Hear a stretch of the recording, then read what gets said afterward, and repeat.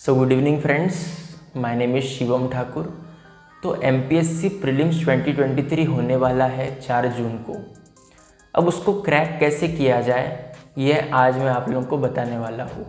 ठीक है, ये रास्ता थोड़ा सा अनकन्वेंशनल होगा, लेकिन आप लोग ज़रूर क्रैक करोगे, मैं गारंटी देता हूँ, गारंटी।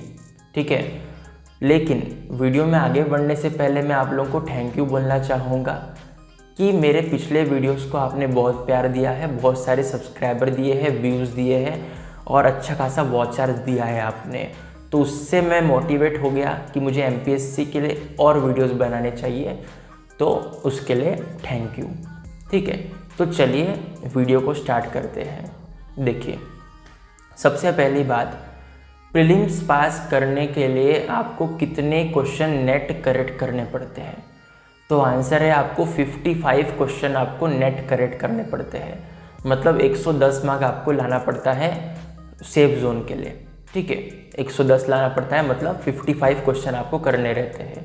ओके, अभी 100 क्वेश्चन में से 100 क्वेश्चन किसी को नहीं आते हैं, मालूम है। ठीक है जी, अभी 35 से 40 क्वेश्चन ऐसे रहते हैं कि जिनकी हम प्रिपरेशन कर सकते हैं अच्छे से, प्रॉपर एकदम रट्टा फट्टा सब मार के प्रिपरेशन कर सकते हैं 35 से 40 क्वेश्चन की। और जो बचे कुचे क्वेश्चन हैं उसमें हमको तुक्के मारना पड़ता है, लॉजिकल एलिमिनेशन करना पड़ता है, उसमें बहुत कुछ करना पड़ता है। ठीक है, तो उसका स्ट्रैटेजी अलग है और इसका स्ट्रैटेजी अलग है। अभी सबसे पहले हम 30 to 40 क्वेश्चन वाले का गेम समझते हैं। ठीक है, देखो 40 क्वेश्चन मान के चलते हैं जिसकी हम प्रिपरेशन कर सकते हैं तगड़ी।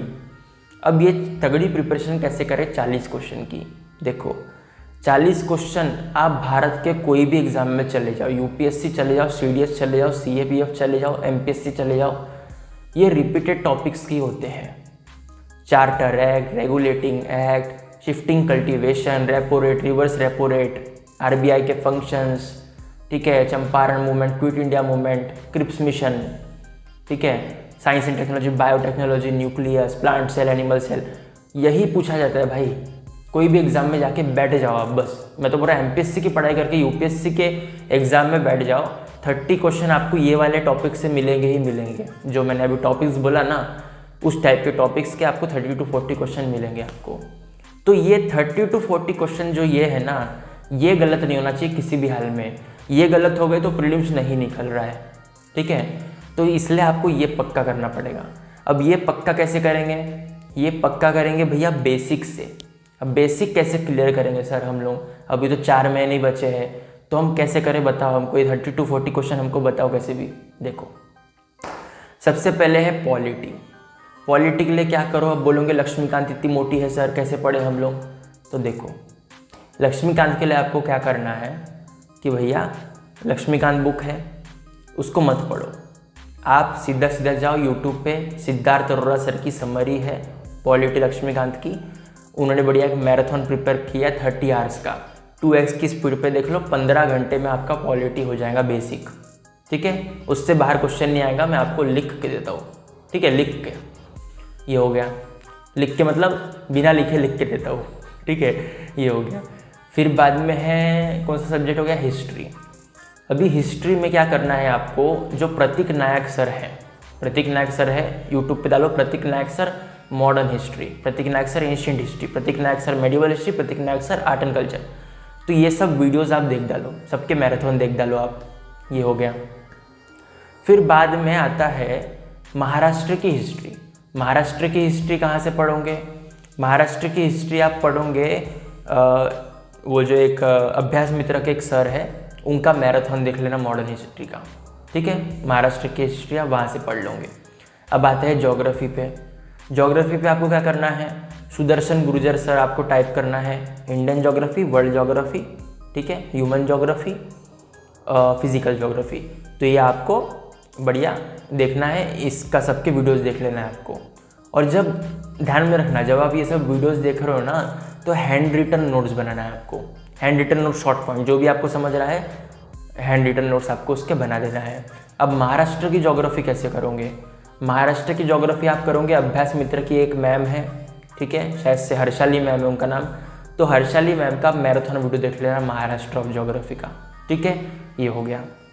फिर बाद में आता है अपना इकोनॉमी। इकोनॉमी के लिए क्या करना है, मृणाल सर के हैंड आउट पढ़ना है, ठीक है, उनके वीडियोज़ नहीं देखना है, उतना अच्छा पढ़ाते नहीं है वो, लेकिन उनका कंटेंट बहुत सही है, मतलब उनके कंटेंट से बाहर क्वेश्चन पेपर नहीं जाता है, कोई भी पेपर हो। तो इसलिए मृणाल सर के आपको हैंड आउट पढ़ने हैं, हैंड आउट आपको मिल जाएंगे, PDF मिल जाती है, कोई टेंशन नहीं उसका, ठीक है। तो हैंड आउट पढ़ना है मृणाल सर के।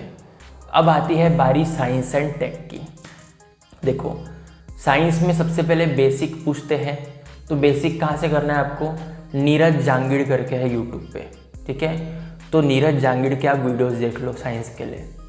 फिर साइंस एंड टेक्नोलॉजी, टेक्नोलॉजी के वीडियोस कहाँ से देखेंगे, कुछ नहीं, आप UPSC लिखो, UPSC साइंस एंड टेक, बस वो सब वीडियोस देख लो, आपका टेक्नोलॉजी वाला भाग भी हो जाएगा पूरा, ठीक है। बोले एग्रीकल्चर कहाँ से पढ़े, एग्रीकल्चर आपका ज्योग्राफी से कवर हो जाएगा, और जो एग्रीकल्चर का इकोनॉमी वाला पार्ट है वो आपको मृणाल सर के हैंड आउट में पिलर 4A में मिल जाएगा, ठीक है, आप वहाँ से पढ़ो। अभी एनवायरनमेंट, एनवायरनमेंट कहाँ से पढ़ना है, एनवायरनमेंट का पहले कोई भी एक बेसिक उठा के देख लो, आप पहले समझ लो उन सब चीज़ों को, ठीक है। और फिर आपको रट्टा वाली चीज़ें करनी है, नेशनल पार्क्स कहाँ का है, फिर बायोस्फीयर कहाँ है, कौन सा एक्ट कब लागू हुआ था, क्योटो प्रोटोकॉल किससे रिलेटेड है, ये सब चीज़ें आपको करना है एनवायरनमेंट के लिए। CSET के लिए प्रिपरेशन उतनी मत करो, क्योंकि MPSC में CSET सस्ता वाला पूछा जाता है, और ऊपर से जो आखिरी के 5 क्वेश्चन होते हैं उसमें नेगेटिव मार्किंग भी नहीं होती है, तो 67 मार्क्स लाना बहुत आसान है MPSC में CSET में। तो सारा गेम आता है GS में, ठीक है। तो मैंने पॉलिटी के बारे में आपको बता दिया, हिस्ट्री के बारे में बता दिया, ज्योग्राफी के बारे में बता दिया, इकोनॉमी के बारे में बता दिया, साइंस के बारे में बता दिया, एनवायरनमेंट के बारे में बता दिया, CSET के बारे में बता दिया। अभी करंट अफेयर कहाँ से करोगे, देखो करंट अफेयर ऐसा उतना डीप में नहीं पूछते हैं, ठीक है, लेकिन क्या करो, करंट अफेयर के लिए विजन की जो मैगज़ीन आती है ना, विजन की मैगज़ीन कर डालो, 1 साल की मिनिमम कर डालो, ठीक है। अगर आपका स्टेमिना बचे, टाइम बचे तो आप और कर डालो, ठीक है। तो विजन की मैगज़ीन कर डालो आप, ये हो गया। तो ये तो आपका हो गया बेसिक वाला पार्ट जो मैं बोल रहा था 40 क्वेश्चन। इसके बाहर मतलब ये क्वेश्चन आपके परफेक्ट होने चाहिए भाई, ठीक है। ये हो गया 40 क्वेश्चन बाजू में रख दिए। अब इसके लायक आप बन चुके हो। अभी कौन सा टाइम चल रहा है, मैं बोल रहा हूँ कि आपका फरवरी चलेगा, मार्च चलेगा, इन सब में ही, ठीक है। अभी आपके पास बचा अप्रैल और मई बचा आपके पास, ठीक है। मैं तो बोल रहा आपके पास सिर्फ मई बचा, ठीक है। आपका अप्रैल लग गया, फरवरी मार्च और अप्रैल आपका ये 3 महीने बेसिक 40 क्वेश्चन करने में चले गए। अब ये 60 क्वेश्चन में से 15 क्वेश्चन अपन को खींचना है। अब अपन 15 क्वेश्चन को कैसे खींचेंगे, अब देखो MPSC ने आज तक के 2011 से लेके तो 2022 तक के 1200 क्वेश्चन पूछ डाले। MPSC कंबाइन के 2011 से लेके तो 2022 तक के आराम से 2000 क्वेश्चन पूछ डाले, ठीक है। तो वो क्वेश्चन को आप पहले करो। अब वो क्वेश्चन को करना कैसे, सबसे पहले तो सॉल्व कर देना है, फिर उसके आंसर देख लेना है। आंसर देख लिए, ठीक है। अब क्या करना है आपको, अब पैटर्न को ऑब्जर्व करना है कि ये लोग कैसे फंसाते हैं हम लोगों को। तो वो लोग देखो कैसे फंसाते हैं, वो लोग एक जगह ऐसे फंसाते हैं कि वो जो है ना फलाना आदमी शिवम ठाकुर ने क्या पुनेरी यूट्यूबर है, तो फिर बाद में ये स्टेटमेंट वो जनरली गलत करते हैं वो लोग MPSC वाले, नहीं वो पुनेरी यूट्यूबर नहीं, वो नागपुर यूट्यूबर है।